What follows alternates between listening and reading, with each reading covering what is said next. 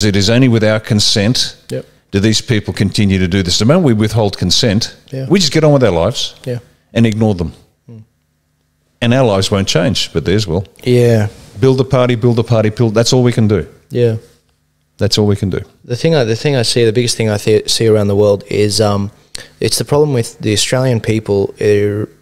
Because you've heard me use this analogy a number of times. That Australia is at chapter 3, and I move these numbers around. Australia is at chapter 3, the US is at chapter 8, and the UK is at chapter like 15 in terms of how far they've deteriorated. Now, the problem with Australia and the benefit with Australia is we haven't deteriorated as much as these other countries. But the benefit is that we have more time to fix it. But the problem is that people aren't politically active and you have to activate them. So I guess the real solution lies in how do you activate people and get those big marches and get them reading up and informed. And so, I mean, the little part I'm trying to play now, guys, is basically getting alternative media and the hot, new, fresh media going in Australia to remove legacy media. Not by force, by competency. I wouldn't have a job with the people if they thought the media was doing a good job, if they were telling the truth. They could end me overnight if they did a good job. That's the funny thing.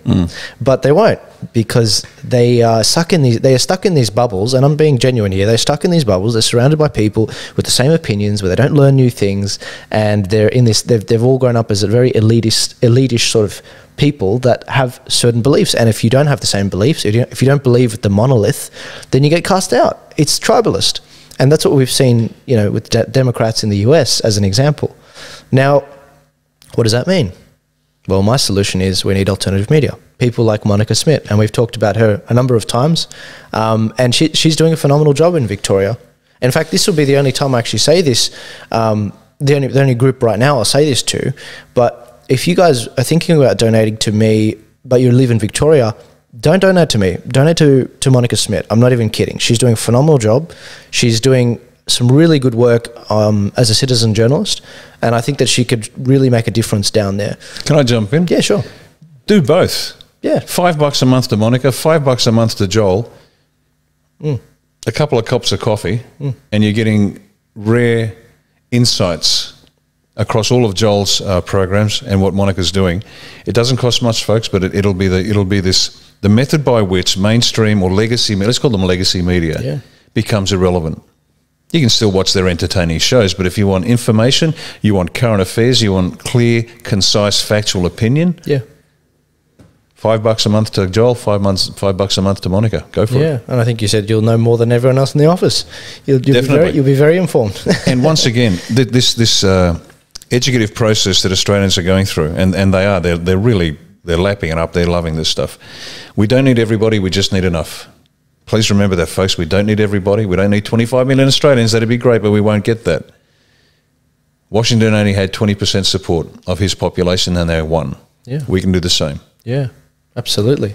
So be more active, guys. And on top of that, you know, don't write off. You know, we talk about politicians in very broad terms often on this show, but we've talked about, you know, people like Joel Fitzgibbons, who was ashamed to see him leave the Labor front bench, someone who brought intelligence to the climate change discussion. And we've talked about One Nation being the only party that opposed the Great Reset in the Senate.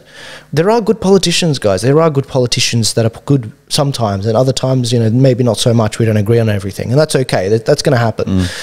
But don't write off all politicians. Please don't fall into that trap, because what's happened from what I've seen is people have been so disconnected. We haven't had leaders in our community, whether that be in the church or whether that be in other institutions, that have stood up and said, you need to oppose this. The amount of churches that were silent on the abortion argument, when we had the Middle Eastern churches speaking up and filling Martin Place, was phenomenal. This is not...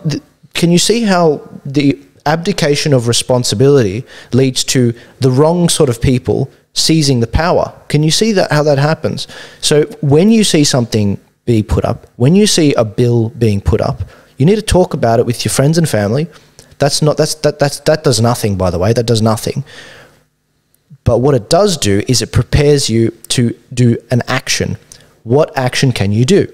One of them is actually rallying. Another is emailing your representative saying, I will never vote for you again if you vote for this. And my family won't. How big's my family? Look at my eyebrows. Over 1,000. And that's how you wield power. And by talking to other people, they then have to do that. You can't just sit around the table and say, this is crap and this is that. And it's got to lead to an action. And that is tangible, okay? That's tangible. Even then, they may not listen.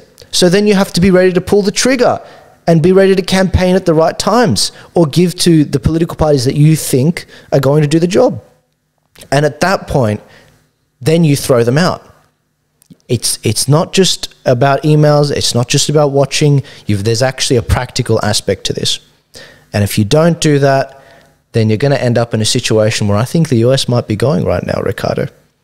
And this leads into the next topic. Did you have anything else to add on that? No, that's